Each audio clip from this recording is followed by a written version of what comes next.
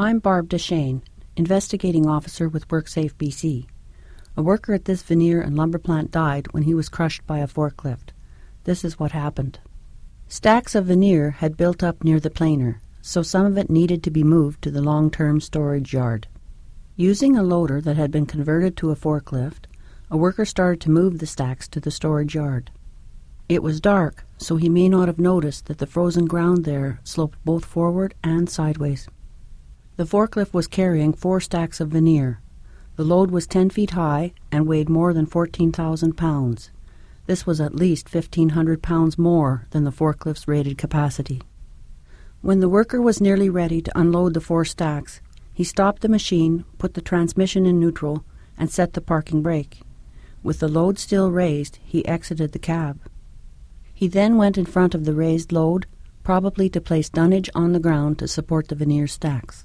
The forklift moved forward down the slope, crushing the worker between the raised load and the stacks of veneer on the ground.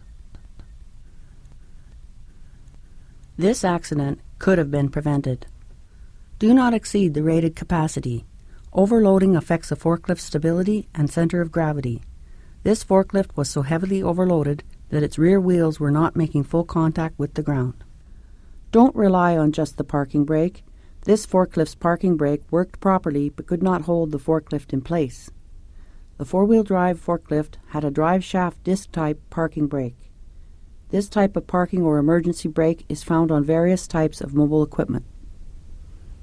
Unlike the parking brake on most cars, a driveshaft disc-type brake doesn't act directly on the wheels, but instead stops the driveshaft from rotating. With this type of system, the wheels are not locked.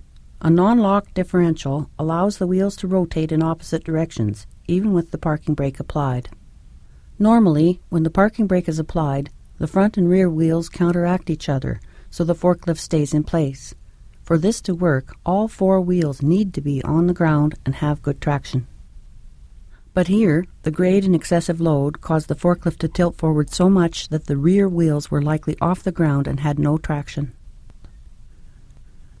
With the front wheels able to rotate and the back wheels unable to counteract them, the forklift rolled forward, pivoting and sliding down the slope. Lower the forks to the ground before exiting the cab. Lowering the forks helps to ensure that a forklift doesn't move. Stay out of hazard areas, like the crush zone in front of a forklift. If you operate a forklift, keep within its rated capacity, and don't rely on just the parking brake. Lower the forks and keep out of the crush zone. It may save your life.